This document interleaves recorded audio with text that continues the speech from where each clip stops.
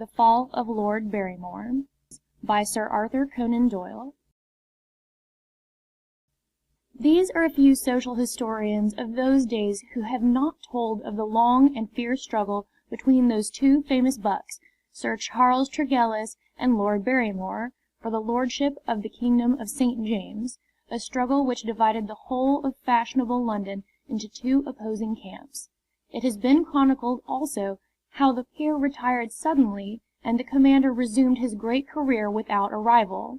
Only here, however, one can read the real and remarkable reason for this sudden eclipse of a star.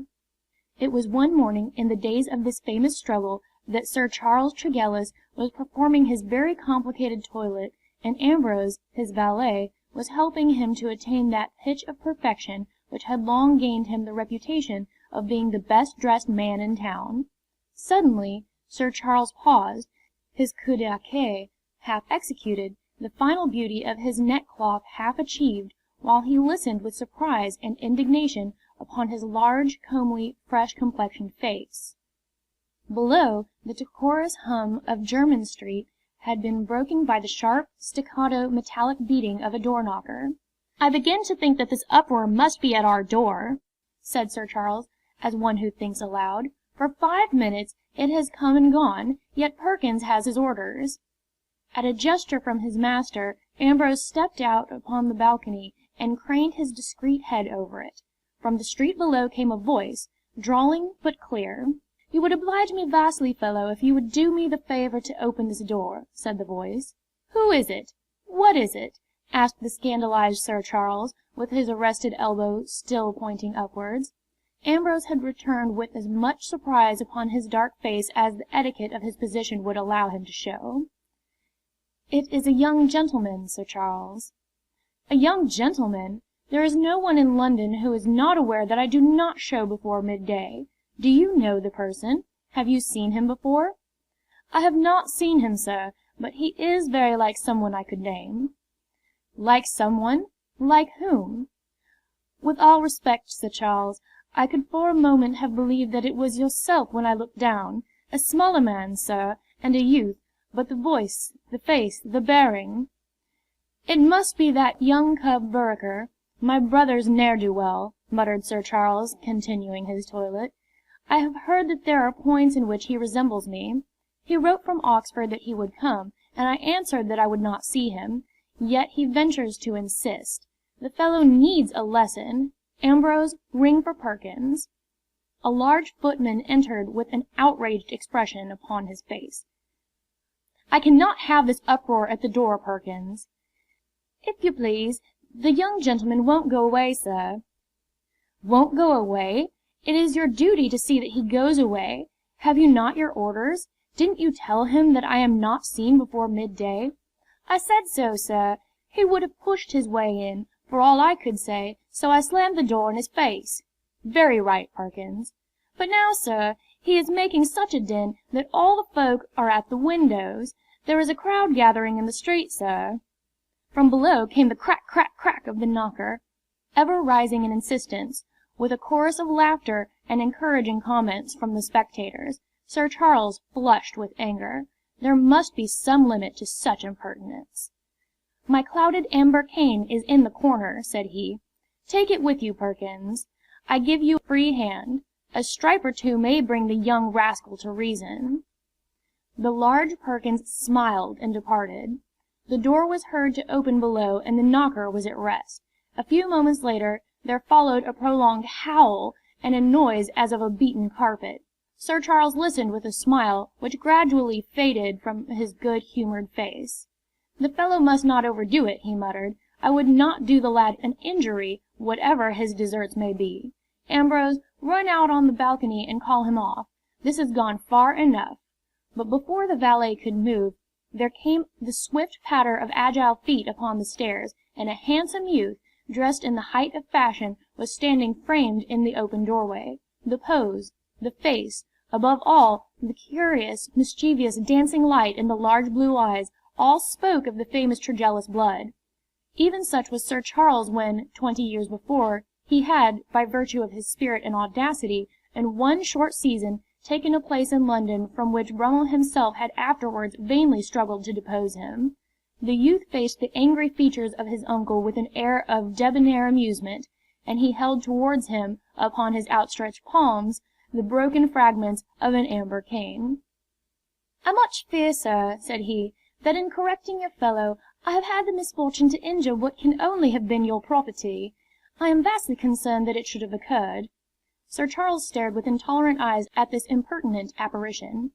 The other looked back in a laughable parody of his senior's manner. As Ambrose had remarked after his inspection from the balcony, the two were very alike, save that the younger was smaller, finer cut, and the more nervously alive of the two. "You are my nephew, Vereker Tregellis?" asked Sir Charles. "Yours to command, sir. I hear bad reports of you from Oxford." "Yes, sir, I understand that the reports are bad." "Nothing could be worse." "So I have been told." "Why are you here, sir?" "That I might see my famous uncle." "So you made a tumult in the street, forced his door, and beat his footman?" "Yes, sir." "You had my letter?" "Yes, sir." "You were told that I was not receiving?" "Yes, sir." "I can remember no such exhibition of impertinence." The young man smiled, and rubbed his hands in satisfaction. "There is an impertinence which is redeemed by wit," said Sir Charles severely. "There is another which is the mere boorishness of the clodhopper. As you grow older and wiser you may discern the difference." "You are very right, sir," said the young man warmly. "The finer shades of impertinence are infinitely subtle, and only experience and the society of one who is a recognized master," here he bowed to his uncle, "can enable one to excel." Sir Charles was notoriously touchy in temper for the first hour after his morning chocolate. He allowed himself to show it. "I cannot congratulate my brother upon his son," said he. "I had hoped for something more worthy of our traditions." "Perhaps, sir, upon a longer acquaintance." "The chance is too small to justify the very irksome experience. I must ask you, sir, to bring to a close a visit which never should have been made." The young man smiled affably, but gave no sign of departure. "May I ask, sir," said he, in an easy, conversational fashion, "whether you can recall Principal Munro of my college?" "No, sir, I cannot," his uncle answered sharply. "Naturally you would not burden your memory to such an extent, but he still remembers you. In some conversation with him yesterday he did me the honour to say that I brought you back to his recollection by what he was pleased to call the mingled levity and obstinacy of my character. The levity seems to have already impressed you. I am now reduced to showing you the obstinacy." He sat down in a chair near the door and folded his arms, still beaming pleasantly at his uncle. "Oh, you won't go?" asked Sir Charles grimly. "No, sir, I will stay." "Ambrose, step down and call a couple of chairmen." "I should not advise it, sir. They will be hurt." "I will put you out with my own hands. That, sir, you can always do. As my uncle, I could scarce resist you, but, short of throwing me down the stair, I do not see how you can avoid giving me half an hour of your attention." Sir Charles smiled. He could not help it. There was so much that was reminiscent of his own arrogant and eventful youth in the bearing of this youngster. He was mollified, too, by the defiance of menials and quick submission to himself. He turned to the glass and signed to Ambrose to continue his duties. "I must ask you to await the conclusion of my toilet," said he. "Then we shall see how far you can justify such an intrusion." When the valet had at last left the room, Sir Charles turned his attention once more to his scapegrace nephew, who had viewed the details of the famous buck's toilet with the face of an acolyte assisting at a mystery. "Now, sir," said the older man, "speak, and speak to the point, for I can assure you that I have many more important matters which claim my attention. The Prince is waiting for me at the present instant at Carlton House. Be as brief as you can. What is it that you want?" £1,000. "Really? Nothing more?" Sir Charles had turned acid again. "Yes, sir, an introduction to Mr. Brinsley Sheridan, whom I know to be your friend." "And why to him?" "Because I am told that he controls Drury Lane Theatre, and I have a fancy to be an actor. My friends assure me that I have a pretty talent that way." "I can see you clearly, sir, in Charles Surface, or any other part where a foppish insolence is the essential. The less you acted, the better you would be. But it is absurd to suppose that I could help you to such a career. I could not justify it to your father. Return to Oxford at once, and continue your studies." "Impossible." "And pray, sir, what is the impediment?" "I think I may have mentioned to you that I had an interview yesterday with the principal. He ended it by remarking that the authorities of the university could tolerate me no more." "Sent down?" "Yes, sir." "And this is the fruit, no doubt, of a long series of rascalities." "Something of the sort, sir, I admit." In spite of himself, Sir Charles began once more to relax in his severity towards this handsome young scapegrace. His absolute frankness disarmed criticism. It was in a more gracious voice that the older man continued the conversation. "Why do you want this large sum of money?" he asked. "To pay my college debts before I go, sir." "Your father is not a rich man." "No, sir, I could not apply to him for that reason." "So you come to me, who am a stranger." "No, sir, no. You are my uncle, and if I may say so, my ideal and my model." "You flatter me, my good Vereker, but if you think that you can flatter me out of £1,000, you mistake your man. I will give you no money. Of course, sir, if you can't—" "I did not say I can't. I say I won't." "If you can, sir, I think you will." Sir Charles smiled, and flicked his sleeve with his lace handkerchief. "I find you vastly entertaining," said he. "Pray continue your conversation. Why do you think that I will give you so large a sum of money?" "The reason that I think so," continued the younger man, "is that I can do you a service which will seem to you worth £1,000. Sir Charles raised his eyebrow in surprise. "Is this blackmail?" he inquired. Vereker Tregellis flushed. "Sir," said he, with a pleasing sternness, "you surprise me. You should know the blood of which I come too well to suppose that I would attempt such a thing. I am relieved to hear that there are limits to what you consider to be justifiable. I must confess that I had seen none in your conduct up to now. But you say that you can do me a service which will be worth £1,000 to me." "Yes, sir." "And pray, sir, what may this service be?" "To make Lord Barrymore the laughing-stock of the town." Sir Charles, in spite of himself, lost for an instant the absolute serenity of his self-control. He started, and his face expressed his surprise. By what devilish instinct did this raw undergraduate find the one chink in his armour? Deep in his heart, unacknowledged to anyone, there was the will to pay many £1,000 to the man who could bring ridicule upon this, his most dangerous rival, who was challenging his supremacy in fashionable London. "Did you come from Oxford with this precious project?" he asked, after a pause. "No, sir. I chanced to see the man himself last night, and I conceived an ill will to him, and would do him a mischief." "Where did you see him?" "I spent the evening, sir, at the Vauxhall Gardens." "No doubt you would," interpolated his uncle. "My Lord Barrymore was there. He was attended by one who was dressed as a clergyman, but who was, as I am told, none other than Hooper the Tin Man, who acts as his bully, and thrashes all who may offend him. Together they passed down the central path, insulting the women and browbeating the men. They actually hustled me. I was offended, sir, so much so that I nearly took the matter in hand then and there. It is as well that you did not. The prize fighter would have beaten you." "Perhaps so, sir, and also perhaps not." "Ah, you add pugilism to your elegant accomplishments." The young man laughed pleasantly. "William Ball is the only professor of my alma mater who has ever had occasion to compliment me, sir. He is better known as the Oxford Pet. I think, with all modesty, that I could hold him for a dozen rounds. But last night I suffered the annoyance without protest, for since it is said that the same scene is enacted every evening, there is always time to act." "And how would you act, may I ask?" "That, sir, I should prefer to keep to myself. But my aim, as I say, would be to make Lord Barrymore a laughing-stock to all London." Sir Charles cogitated for a moment. "Pray, sir," said he, "why did you imagine that any humiliation to Lord Barrymore would be pleasing to me? Even in the provinces we know something of what passes in polite circles. Your antagonism to this man is to be found in every column of fashionable gossip. The town is divided between you. It is impossible that any public slight upon him should be unpleasing to you." Sir Charles smiled. "You are a shrewd reasoner," said he. "We will suppose for the instant that you are right. Can you give me no hint what means you would adopt to attain this very desirable end?" "I would merely make the remark, sir, that many women have been wronged by this fellow. That is a matter of common knowledge. If one of these damsels were to upbraid him in public in such a fashion that the sympathy of the bystanders should be with her, then I can imagine, if she was sufficiently persistent, that his lordship's position might become an unenviable one." "And you know such a woman?" "I think, sir, that I do." "Well, my good Vereker, if any such attempt is in your mind, I see no reason why I should stand between Lord Barrymore and the angry fair.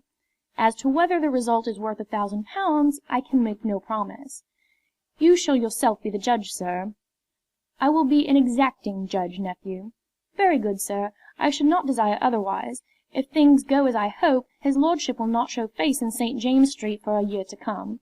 I will now, if I may, give you your instructions." "My instructions? What do you mean? I have nothing to do with the matter." "You are the judge, sir, and therefore must be present." "I can play no part." "No, sir, I would not ask you to do more than be a witness." "What, then, are my instructions, as you are pleased to call them?" "You will come to the gardens to-night, uncle, at 9 o'clock precisely. You will walk down the centre path, and you will seat yourself upon one of the rustic seats which are beside the statue of Aphrodite. You will wait and you will observe." "Very good, I will do so. I begin to perceive, nephew, that the breed of Tregellis has not yet lost some of the points which have made it famous." It was at the stroke of 9 that night when Sir Charles, throwing his reins to the groom, descended from his high yellow phaeton, which forthwith turned to take its place in the long line of fashionable carriages waiting for their owners. As he entered the gate of the gardens, the centre at the time of the dissipation and revelry of London, he turned up the collar of his driving cape and drew his hat over his eyes, for he had no desire to be personally associated with what might well prove to be a public scandal. In spite of his attempted disguise, however, there was that in his walk and his carriage which caused many an eye to be turned after him as he passed, and many a hand to be raised in salute. Sir Charles walked on, and seated himself upon the rustic bench in front of the famous statue, which was in the very middle of the gardens. He waited in amused suspense to see the next act in this comedy. From the pavilion, whence the paths radiated, there came the strains of the band of the Foot Guards, and by the many-coloured lamps twinkling from every tree, Sir Charles could see the confused whirl of the dancers. Suddenly the music stopped. The quadrilles were at an end. An instant afterwards the central path by which he sat was thronged by the revellers, and a many-coloured crowd, stocked and cravated with all the bravery of buff and plum-colour and blue. The bucks of the town passed and repassed with their high-waisted, straight-skirted, bebonneted ladies upon their arms. It was not a decorous assembly. Many of the men, flushed and noisy, had come straight from their potations. The women, too, were loud and aggressive. Now and then, with a rush and a swirl, amid a chorus of screams from the girls and good-humoured laughter from their escorts, some band of high-blooded, noisy youths would break their way across the moving throng. It was no place for the prim or demure, and there was a spirit of good nature and merriment among the crowd which condoned the wildest liberty. And yet there were some limits to what could be tolerated, even by so bohemian an assembly. A murmur of anger followed in the wake of two roisterers who were making their way down the path. It would, perhaps, be fairer to say one roisterer, for of the two it was only the first who carried himself with such insolence, although it was the second who ensured that he could do it with impunity. The leader was a very tall, hatchet-faced man, dressed in the very height of fashion, whose evil, handsome features were flushed with wine and arrogance. He shouldered his way roughly through the crowd, peering with an abominable smile into the faces of the women, and occasionally, where the weakness of the escort invited an insult, stretching out his hand and caressing the cheek or neck of some passing girl, laughing loudly as she winced away from his touch. Close at his heels walked his hired attendant, whom, out of insolent caprice, and with a desire to show his contempt for the prejudices of others, he had dressed as a rough country clergyman. This fellow slouched along with frowning brows and surly, challenging eyes, like some faithful, hideous human bulldog, his knotted hands protruding from his rusty cassock, his great underhung jaw turning slowly from right to left as he menaced the crowd with his sinister gaze. Already a close observer might have marked upon his face a heaviness and a looseness of feature. the first signs of that physical decay which in a very few years was to stretch him, a helpless wreck, too weak to utter his own name, upon the causeway of the London streets. At present, however, he was still an unbeaten man, the terror of the ring, and as his ill-omened face was seen behind his infamous master, many a half-raised cane was lowered, and many a hot word was checked, while the whisper of "Hooper! Where bully Hooper?" warned all who were aggrieved that it might be best to pocket their injuries, lest some even worse thing should befall them. Many a maimed and disfigured man had carried away from Vauxhall the handiwork of the Tinman and his patron. Moving in insolent slowness through the crowd, the bully and his master had just come opposite to the bench upon which sat Sir Charles Tregellis. At this place the path opened up into a circular space, brilliantly illuminated and surrounded by rustic seats. From one of these an elderly, ringleted woman, deeply veiled, rose suddenly and barred the path of the swaggering nobleman. Her voice sounded clear and strident above the babel of tongues, which hushed suddenly that their owners might hear it. "Marry her, my lord! I entreat you, marry her! Oh, surely you will marry my poor Amelia!" said the voice. Lord Barrymore stood aghast. From all sides folk were closing in and heads were peering over the shoulders. He tried to push on, but the lady barred his way, and two palms pressed upon his beruffled front. "Surely, surely you would not desert her! Take the advice of that good, kind clergyman behind you," wailed the voice. "Oh, be a man of honor and marry her!" The elderly lady thrust out her hand and drew forward a lumpish-looking young woman, who sobbed and mopped her eyes with her handkerchief. "The plague take you!" roared his lordship in a fury. "Who is the wench? I vow that I never clapped eyes on either of you in my life." "It is my niece Amelia!" cried the lady. "Your own loving Amelia! Oh, my lord, can you pretend that you have forgotten poor, trusting Amelia of Woodbine Cottage at Lichfield?" "I never set foot in Lichfield in my life!" cried the peer. "You are two impostors, who would be whipped at the cart's tail." "Oh, wicked! Oh, Amelia!" screamed the lady in a voice that resounded through the gardens. "Oh, my darling, try to soften his hard heart. Pray him that he make an honest woman of you at last." With a lurch, the stout young woman fell forward and embraced Lord Barrymore with the hug of a bear. He would have raised his cane, but his arms were pinned to his sides. "Hooper! Hooper!" screamed the furious peer, craning his neck in horror, for the girl seemed to be trying to kiss him. But the bruiser, as he ran forward, found himself entangled with the old lady. "Out of the way, Mom!" he cried. "Out of the way, I say!" and pushed her violently aside. "Oh, you rude, rude man!" she shrieked, springing back in front of him. "He hustled me, good people! You saw him hustle me! A clergyman, but no gentleman! What, you would treat a lady so? You would do it again? Oh, I could slap you!" And with each repetition of the word, with extraordinary swiftness, her open palm rang upon the prize-fighter's cheek. The crowd buzzed with amazement and delight. "Hooper! Hooper!" cried Lord Barrymore once more, for he was still struggling in the ever closer embrace of the unwieldy and amorous Amelia. The bully again pushed forward to the aid of his patron, but again the elderly lady confronted him, her head back, her left arm extended, her whole attitude, to his amazement, that of an expert boxer. The prize-fighter's brutal nature was roused. Woman or no woman, he would show the murmuring crowd what it meant to cross the path of the Tinman. She had struck him. She must take the consequence. No one should square up to him with impunity. He swung his right with a curse. The bonnet instantly ducked under his arm, and a line of razor-like knuckles left an open cut under his eye. Amid wild cries of delight and encouragement from the dense circle of spectators, the lady danced round the sham clergyman, dodging his ponderous blows, slipping under his arms, and smacking back at him most successfully. Once she tripped and fell over her own skirt, but was up and at him again in an instant. "You vulgar fellow!" she shrieked. "Would you strike a helpless woman? Take that! Oh, you rude and ill-bred man!" Bully Hooper was cowed for the first time in his life by the extraordinary thing that he was fighting. The creature was as elusive as a shadow, and yet the blood was dripping down his chin from the effects of the blows.